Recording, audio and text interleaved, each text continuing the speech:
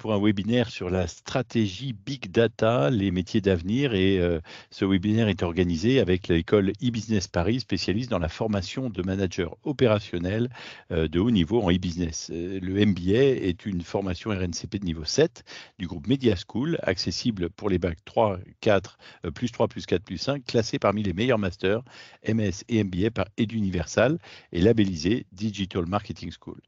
Le partenaire CFA SACEF accompagne les étudiants jusqu'à la signature de leur contrat d'alternance. On y va, on va parler de data aujourd'hui. Je suis ravi d'être avec vous. Je m'appelle Jean-Philippe Cugnier et je travaille dans la data depuis plus de 20 ans. Donc on va avoir l'occasion de découvrir, je l'espère, beaucoup de choses ensemble. Qu'est-ce qu'on peut attendre de la data? Alors évidemment, data égale algorithme, et les algorithmes, c'est peut-être très compliqué, des algorithmes de classification, de recherche, de machine learning. On se perd dans tout ce zoo de mots très variés. Les algorithmes de similarité, de complémentarité, etc. Qu'est-ce que ça veut dire? Mais en fait, ce sont des choses très concrètes, comme par exemple cette recruteuse qui va classer des milliers de candidatures en fonction de la data de vos profils LinkedIn et de la data de vos CV automatiquement. Ça fait gagner un temps fou, ça aide énormément. Ou encore ici, un algorithme de diffusion du courant, savoir par quel chemin passer, trouver le meilleur chemin.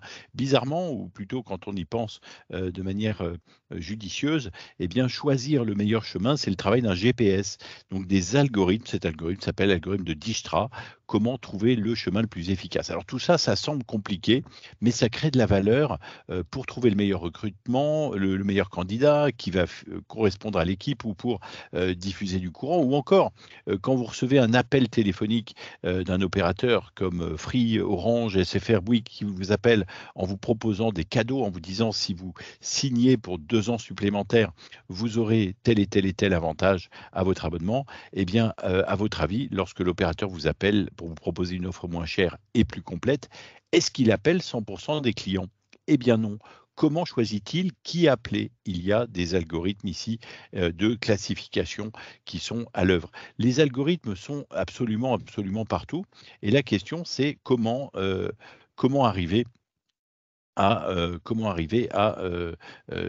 comprendre ces algorithmes et comment arriver, non pas à coder ces algorithmes, mais arriver à créer de la data stratégie dans votre entreprise.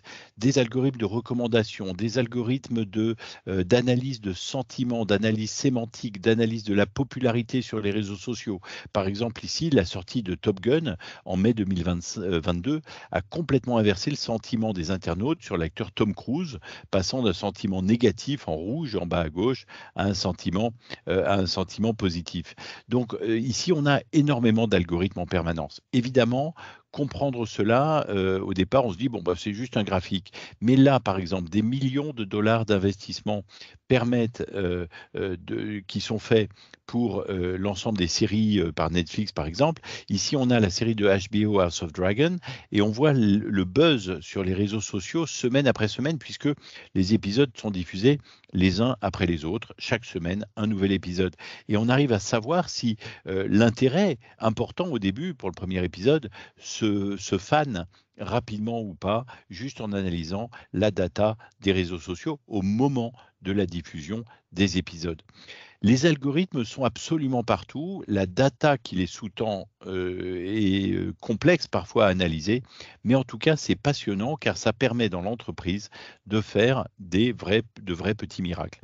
Écoutez sur les réseaux sociaux ce que les internautes disent à propos d'une série télévisée, par exemple, semaine après semaine. Eh bien, ça s'appelle du social media monitoring. Et le monitoring des réseaux sociaux permet, par exemple, à un touriste qui aurait tweeté je vais bientôt à Melbourne, est-ce que mon iPhone marchera sur place?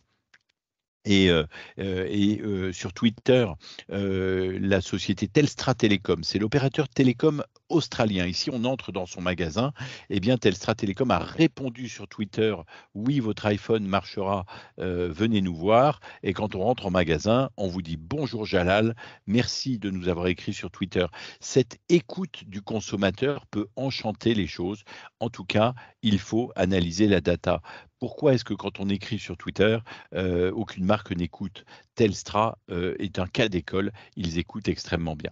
Alors, des algorithmes sont partout, la data est partout et ce paysan japonais qui fait pousser des concombres nous a étonnés quand il a été l'un des premiers, il y a plusieurs années, à analyser, à classer la taille de ces concombres grâce à des caméras. Sur un tapis roulant, les concombres défilent, une caméra filme les concombres et dit: «Celui-là est tordu, il doit être vendu moins cher, il doit aller dans le carton numéro 8. Celui-là est plus gros, il sera vendu plus cher, il doit aller dans le carton numéro 1». Et donc tout ça est automatisé. Il peut passer plus de temps dans sous sa serre à faire pousser plus de concombres plutôt qu'à être en train d'emballer des légumes en fonction de leur taille et de leur poids. Tout ça se fait automatiquement. Alors si un paysan japonais y arrive pour sa serre, eh bien, avec une petite caméra dans son opération, dans sa ferme, eh bien, des satellites peuvent y arriver aussi. Et là, on a des cas de banquiers, par exemple, de traders en matières premières, qui investissent sur les matières premières, qui vont calculer la réserve totale de pétrole dans le monde en analysant des images satellites de tous les réservoirs de pétrole. Car le prix dépend de l'offre et de la demande. Et pour prédire le prix futur de certains hydrocarbures, pourquoi ne pas observer depuis des milliers de kilomètres, depuis l'espace, pourquoi ne pas observer le couvercle la position du couvercle de ces réservoirs. Donc il y a énormément de nouvelles choses qui sont faisables avec de la data et qui permettent de répondre à des questions impossibles jusqu'alors. Et ça c'est passionnant. Que ce soit en marketing, en finance ou ailleurs, c'est passionnant. Alors, on peut se perdre dans la technique et se dire qu'il y a trop d'algorithmes.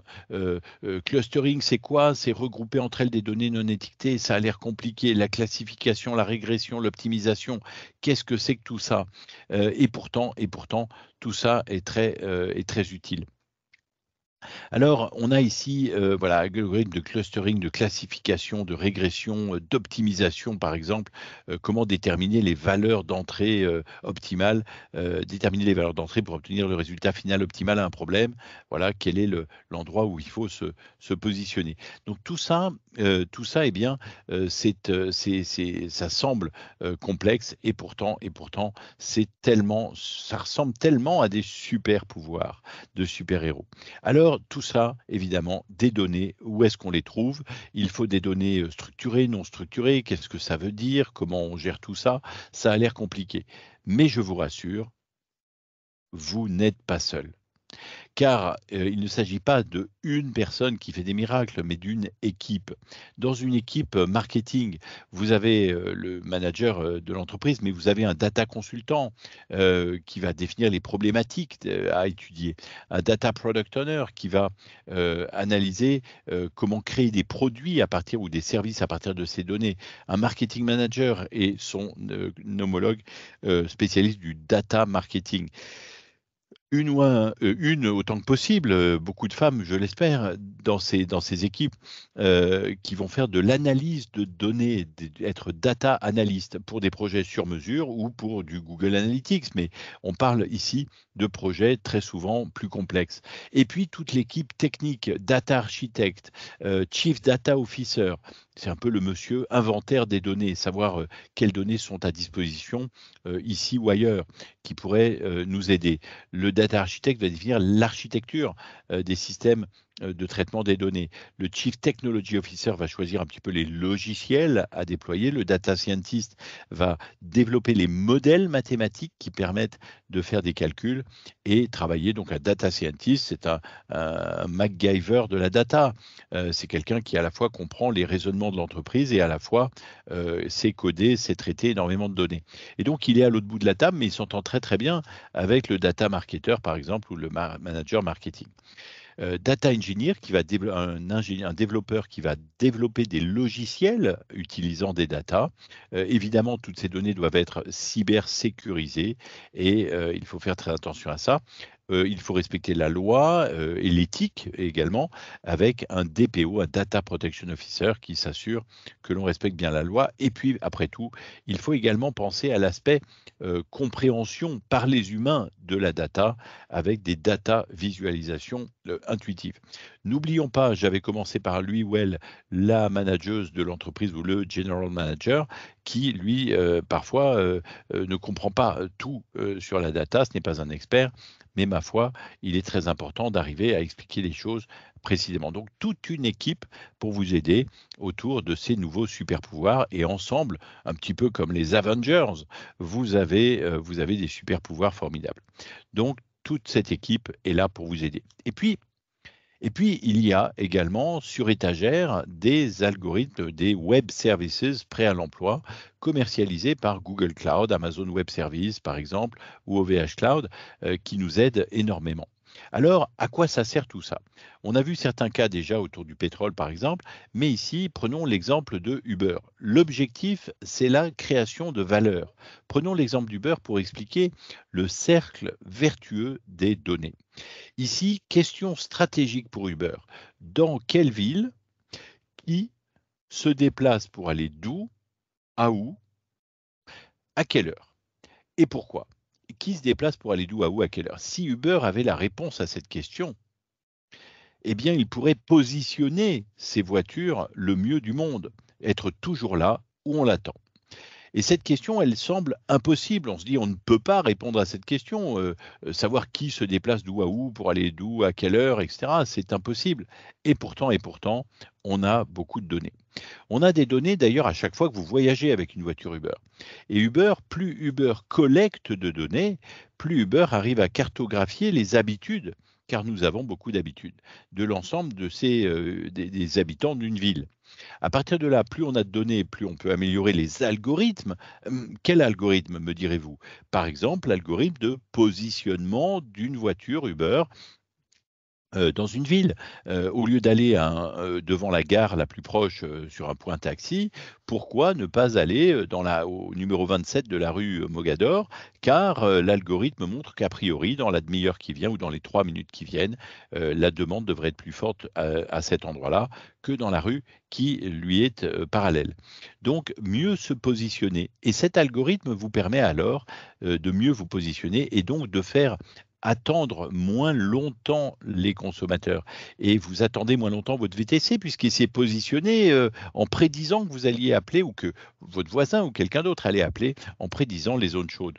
Vous avez donc un Uber qui vient plus rapidement et donc évidemment, s'il vient plus rapidement auprès de vous, vous attendez moins longtemps, vous êtes plus content, vous donnez une meilleure note et à ce moment-là, en donnant une meilleure note, eh bien, il y a plus de clients pour Uber. Donc plus de données, pour améliorer et nourrir des algorithmes. Ces algorithmes aident à améliorer un service et ce service amélioré amène plus de clients. Comment vous dire que avec plus de clients, on obtient plus de données pour encore améliorer les algorithmes et encore augmenter la qualité de service et encore avoir plus de clients et au bout d'un moment, cette boule de neige devient extrêmement, extrêmement efficace. Ça s'appelle le cercle vertueux des données. C'est ce qui fait qu'une voiture peut arriver 1 minute avant une autre, et ça, on apprécie toujours, ou 10 minutes avant. Alors, on peut répondre donc à des questions impossibles. Des questions impossibles telles que comment prédire le cours de bourse futur d'une entreprise comme Walmart ou comme Apple? Pour Walmart, une société a calculé à travers les satellites à nouveau que le temps de stationnement des voitures et la quantité de voitures et la taille des voitures sur un parking Walmart depuis l'espace permettait de prédire le chiffre d'affaires et du chiffre d'affaires, on peut prédire l'évolution du cours de bourse si le chiffre d'affaires augmente. À partir des mots qui sont utilisés pour prédire le cours de bourse d'Apple, lorsque l'iPhone 8 a été lancé, on a en violet ici la courbe du stock price, le cours boursier en violet de Apple, après le lancement en septembre 2017 de l'iPhone 8. Et en orange, on a le sentiment de joie des utilisateurs d'iPhone sur les réseaux sociaux. Alors regardez bien ces courbes, car la hausse du sentiment de plaisir et de joie des utilisateurs exprimé avec des mots sur les réseaux sociaux devance d'à peu près une semaine, le plus souvent, devance de quelques jours, l'évolution du cours de bourse. Alors, quand un indicateur permet d'anticiper l'évolution d'un cours, c'est plutôt pas mal et il est tout à fait logique que les utilisateurs contents euh, fassent au final plus de bouche à oreille, plus d'achats et que les deux soient corrélés. Alors, on peut donc prédire des choses impossibles, comme l'évolution du cours de bourse d'Apple. Ou encore, dans cette usine, il est désormais possible de faire des prévisions bancaires sans historique de données bancaires. Ici, cette ouvrière veut emprunter de l'argent, mais pourra-t-elle rembourser? Problème, elle travaille pour 2 dollars par jour, elle ne consomme pas d'ordinateur, d'électricité, elle n'a pas de frigo, elle a juste un téléphone pas smart du tout, et elle achète des légumes au marché avec la paye qu'elle reçoit en liquide. Comment ça Elle n'a pas d'historique bancaire. Eh bien, des banques sont en train de se créer et arrivent à calculer un score un score bancaire de capacité de remboursement, alors même qu'il n'y a aucune donnée bancaire, et ça à partir des données du smartphone qui permettent de prouver combien elle va souvent à l'usine et travaille régulièrement. Il n'y a aucune donnée bancaire et pourtant on arrive à savoir à qui on peut prêter et à qui on peut prêter à des risques trop élevés. De nombreuses choses qui étaient impossibles auparavant deviennent possibles et moi j'appelle ça des super pouvoirs. Des travailleurs honnêtes gestionnaires, on les détecte grâce à des données télécom. Et puis, on peut prévoir des choses impossibles en croisant des données. Et finalement, tout cela est très logique. Si je vous dis qu'on entend des cloches d'une église qui sonnent et qu'on voit un homme en habit avec une femme en robe blanche, bon, une robe blanche, ok, un homme en costume, ça arrive. Des cloches, bah, il est peut-être midi. Mais là, tout d'un coup, on voit du riz jeté dans l'air. Eh bien, voyez-vous, c'est ce croisement de données qui fait qu'on est capable de déduire des choses que l'IA et la data sont capables de déduire qu'il s'agit d'un mariage, l'analyse d'événements complexes grâce à de la data. Évidemment, on a tous compris, nous les humains, que c'était un mariage, mais en croisant les données, l'IA arrive à détecter des choses que nous, les humains, on n'avait peut-être pas vues. Alors, quelle question on va se poser autour de la data et quelle est l'U à la complexité de l'analyse de données, quelle est l'utilité pour décider? Plusieurs stades. Beaucoup d'entreprises font des reporting sur l'analyse de données. Que s'est-il passé? Bien. Mais en fait, on doit vouloir comprendre les causes de ce qui se passe. Pourquoi est-ce que nous vendons plus de parapluies en ce moment à Marseille? Car il pleut ou il neige. Euh, et ensuite, une fois qu'on a compris les causes de cela, on se dit qu'il nous faut des données météo. Et une fois qu'on monitore la météo, qu'on analyse les données en temps réel, que se passe-t-il en temps réel? Quelle température fait-il partout? On peut prédire ces ventes de parapluies à l'avance. On peut faire des prédictions et même à partir de prédictions, une fois qu'on a compris ce qui est en train de se passer dans le monde, grâce aux data, on peut même, une IA peut faire des prescriptions et nous recommander la meilleure décision à prendre pour la suite. Donc, beaucoup trop d'entreprises sont restées au stade du simple reporting de données, c'est-à-dire regarder dans le passé ce qui s'est passé, alors que on peut aller beaucoup plus loin avec l'analyse, le monitoring, les prédictions, les prescriptions.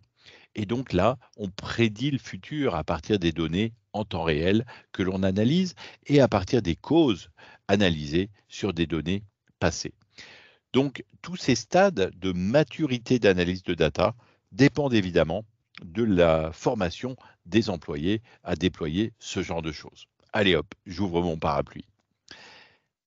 Enfin, des logiciels permettent de faire cela et on doit apprendre à poser les bonnes questions.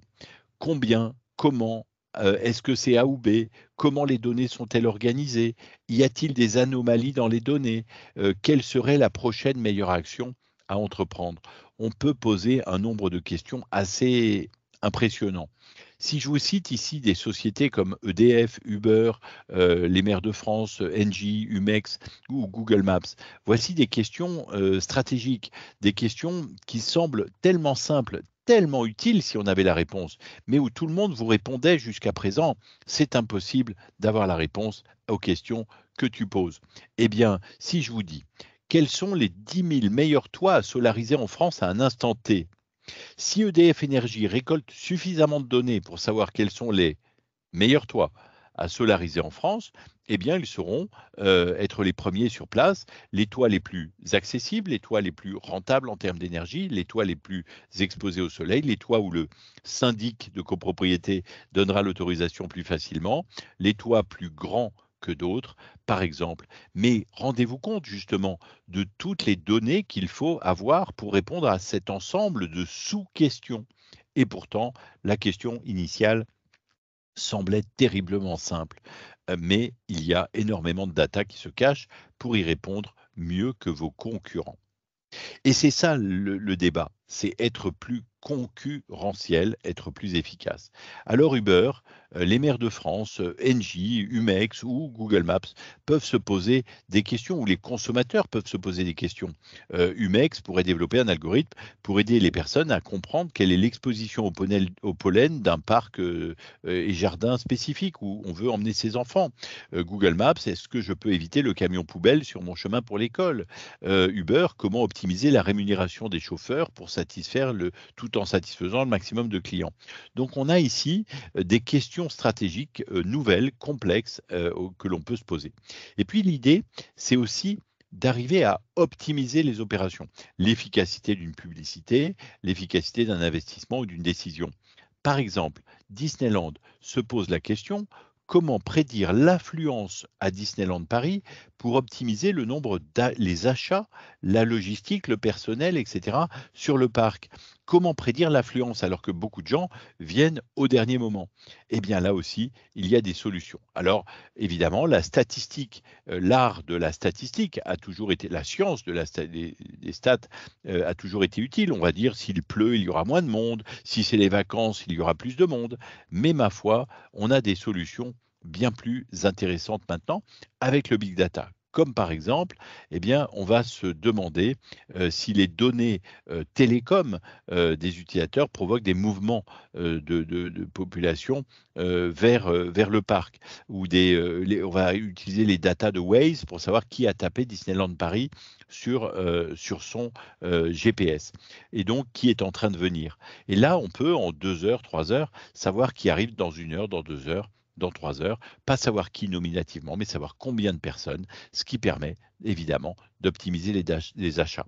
Les statistiques nous permettaient d'analyser des données historiques. Et là, tout d'un coup, on peut prédire l'affluence à Disneyland Paris en temps réel à partir de données live afin d'optimiser encore mieux les achats, les coûts et la logistique, encore mieux.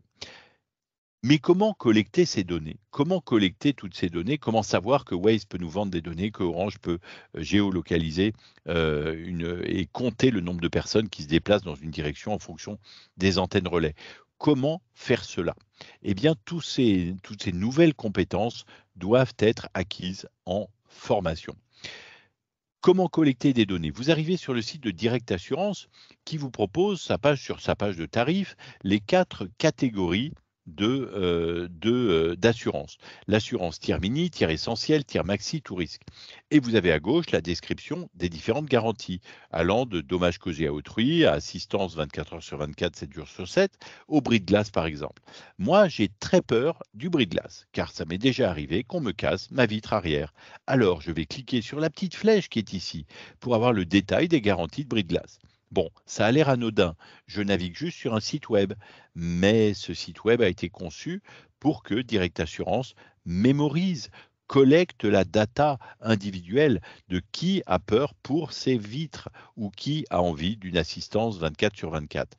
Et là, tout d'un coup, les quelques clics anodins d'affichage de ces garanties, parce qu'il faut cliquer sur ces petites flèches, eh bien, ces quelques clics anodins permettent à Direct Assurance de comprendre nos intentions, nos désirs et nos peurs. Et ça, c'est quand même une excellente connaissance client. C'est peut-être la raison pour laquelle Direct Assurance a été élu assureur de l'année, service client de l'année pendant longtemps. Tesla, on pourrait se demander pourquoi Tesla a vendu pendant plusieurs mois des voitures à prix coûtant. Pourquoi? Pour collecter des données afin d'améliorer les algorithmes de sécurité routière, pardi. Vendre des voitures à prix coûtant?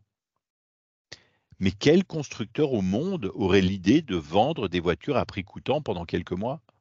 Eh bien, ma foi, une data company.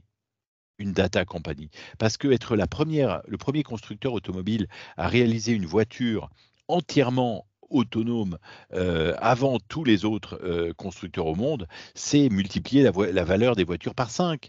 Une voiture entièrement autonome, rendez-vous compte, on n'a plus besoin du volant, on l'enlève. Eh bien, cette valeur passe par de la data. La data passe par la détection des risques d'accident. Les risques d'accident passent par la data des caméras qui sont embarqués sur une Tesla et qui vont détecter, filmer, être témoins, témoins malheureux peut-être, de risques d'accident. Et c'est cette collecte de données qui permettra d'améliorer les algorithmes. Alors, pour être le premier à avoir le plus de données sur les risques, les conditions de danger sur la route, eh bien, il fallait pour cela mettre énormément de voitures sur la route. Et désormais, en 2024, les voitures Tesla sont les voitures les plus sécurisées au monde, et notamment d'après l'autorité routière américaine. Alors, vendre des voitures à prix coûtant, ça semble étonnant, et pourtant, c'est le prix de l'avantage concurrentiel massif. SpaceX, pourquoi Elon Musk crie-t-il victoire? Mars, nous voilà! Alors même qu'en 2020, la fusée censée être réutilisable lors d'un test explose au sol. À ce moment-là, Mars, nous voilà semble incongru. Pourquoi? Pourquoi crier victoire alors que votre fusée explose, monsieur Musk? Ça semble être un échec. Un échec? Pas du tout. Écoutez, nous avons collecté toutes les datas. Full air tank pressure was low during landing burn, causing touchdown velocity to be high. Et nous avons collecté toute la data que nous avions besoin. Got all the data we needed. Congrats, congratulations, bravo à toute l'équipe de SpaceX pour avoir collecté ces données. Mais ces données vont servir à quoi? Ma foi, mais à réussir le prochain lancement. Pardi. On en explose une, mais on collecte tellement de données que le prochain vol, on saura corriger toutes les erreurs en conditions réelles, ça marchera. Et c'est exactement ce qui s'est passé. Mars, nous voilà, parce que désormais, nous avons de la data. Incroyable. Et souvent dans les entreprises, on oublie de collecter des données. Pendant des années, quand je prenais l'avion sur Cathay Pacific, on me proposait voulez-vous le Financial Times, Cosmopolitan, l'équipe, que voulez-vous? Eh bien, je disais peut-être tiens, j'aimerais le Financial Times ou l'équipe. Mais ces données, cette conversation entre un humain et un humain, l'hôtesse ou le steward et le passager, ces données n'ont jamais été collectées numériquement. Si elles l'avaient été, j'aurais pu très simplement, lors de mon vol suivant, arriver et trouver dans le petit réceptacle devant mon siège, sans avoir à attendre qu'on vienne me proposer un journal, j'aurais pu trouver le Financial Times que j'aurais pu commencer à lire tranquillement pendant que les gens s'installaient aux autres places. Mais souvent, nous n'avons pas la culture de la collecte de données et ça, c'est bien dommage. Alors, il faut en faire l'inventaire. Comme dans la cuisine, si vous faites un grand repas, quels sont les aliments dont vous disposez? Quelles sont les datas dont vous disposez dans l'entreprise? Quelles sont les datas dont vous avez besoin pour répondre aux questions stratégiques? Et puis, quelles sont les datas que vous pourriez trouver ailleurs, approvisionner d'ailleurs, ou voire générer, créer des données comme Elon Musk en diffusant des voitures?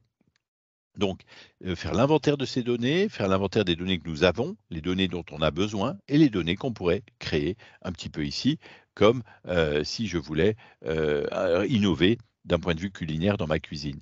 Faire l'inventaire de ces données. Et nous avons besoin, par exemple, en marketing, pour comprendre les consommateurs, nous avons besoin de collecter beaucoup de données. D'abord des données démographiques, des données de comportement, des données démographiques, hommes, femmes, composition de la famille, taille des jambes, taille de la personne. Pour un siège sur Air France, c'est utile de savoir la taille des personnes, les caractéristiques démographiques. Et puis des données comportementales, les besoins, les désirs, les préférences, les opinions. J'ai besoin d'un café le matin en me levant. Je désire faire le tour du monde. Je préfère le Coca Light. À mon avis, telle fleur est plus belle que telle autre. Et toutes ces données, on a envie de les collecter pour savoir ce que les clients pensent et quel est leur comportement autour de nos produits. Évidemment, les conversations, les clics sur le web, les centres d'appel collectent également des données. Un chatbot est un piège à données. Vous lui dites tellement de choses. Et puis, avez-vous mis un produit dans le panier? L'utilisez-vous régulièrement? Quel est l'historique de paiement, des commandes, des transactions? Et à quel endroit on collecte ces données avec le cercle gris à l'intérieur, dans les magasins, sur des bornes, sur les sites web, etc. Tous les points de contact doivent être une occasion de collecter des données. Mon Dieu, il y a tellement, tellement de types de données. Vos rêves et vos désirs, je suis voyagiste, j'ai envie de les connaître. Il y a des données publiques, des données des GAFAM, des données personnelles, attention, il faut bien les protéger. Des données des employeurs, des données piratées, des données de santé, des données mobiles, des données ouvertes. Non mais ça n'arrête pas, il y en a tellement. Bon, tellement, vraiment, tellement. Alors, ce robinet à données, est-ce que vous l'ouvrez? Jeff Bezos a décrété, il y a une vingtaine d'années, à toutes ses équipes que les datas devaient circuler dans l'entreprise comme le robinet et qu'il fallait qu'elles soient accessibles à tous. Première règle, toutes les équipes doivent mettre leurs données à disposition de toutes les autres équipes. Règle numéro 2, l'échange de données sera réalisé uniquement à travers des API, une sorte de robinet, on demande, on obtient. Pas besoin d'aller quémander une donnée à quelqu'un qui refusera peut-être de vous la donner ou qui sera tout simplement en vacances. Ainsi, tout employé qui ne respecte pas l'une de ces règles sera licencié. Évidemment, on peut décréter des interdictions formelles de diffuser telle ou telle information au niveau de l'entreprise. Mais une fois cela décrété, il faudra ouvrir les robinets. Car tout le monde, quand la data circule, tout le monde peut réfléchir avec vous. Et ça, c'est merveilleux. Alors, je voudrais vous emmener au restaurant. Voici un délicieux restaurant. Delicious Restaurant. Vraiment, allez-y, c'est marqué, c'est délicieux. Mais ce restaurant est-il délicieux? C'est marqué ici, croyez-moi. C'est marqué ici, croyez-moi. C'est même marqué sur la vitre du restaurant. Écoutez, c'est marqué 3 fois, ça doit être vrai. Ce restaurant est-il délicieux? Oui, mais ces datas sont-elles fiables? Et ce fichier dont le nom est troisième trimestre, résultat du troisième trimestre, final. Ce fichier est-il le plus récent, le plus complet, le plus fiable? Est-ce que c'est vraiment le final ou existe-t-il un final? La gouvernance des données, savoir comment les données circulent dans l'entreprise, comment cartographier toutes les transformations qui s'opèrent sur vos données à l'échelle de votre entreprise, tout en respectant les réglementations locales, évidemment, et en respectant également la confidentialité des choses. Comment ne puis-je est-ce que je ne dois pas m'indigner quand j'arrive dans cet hôtel, que je paye mon petit déjeuner 15 €, je pose mes cartes sur le bureau, mes lunettes, et l'hôtesse a laissé traîner négligemment sur la droite, l'hôtesse du Crowne Plaza Lille, a laissé traîner négligemment pour vérifier si j'ai été dans quelle ou quelle chambre, la liste de tous les invités de l'hôtel. Mais alors, quelle est la protection des données ici? Protéger les données, protéger les données, c'est indispensable. Et puis, quel logiciel utiliser? Ici, Power BI. Est-ce que vous vous formez à ces outils-là? Il existe énormément de tutoriels pour se former à des outils comme Power BI, mais peut-être que dans votre entreprise, on utilise plutôt Tableau Software. Quand vous cherchez des données, est-ce que vous allez sur Kaggle? Comprendre toutes ces choses n'est pas très complexe, mais il faut les apprendre et il faut évidemment, pour cela, se former. Comment assurer la traçabilité des données dans l'entreprise? Bref, on arrive à la fin de cette conférence, de ce webinaire, mais il y a énormément de choses au niveau de la data.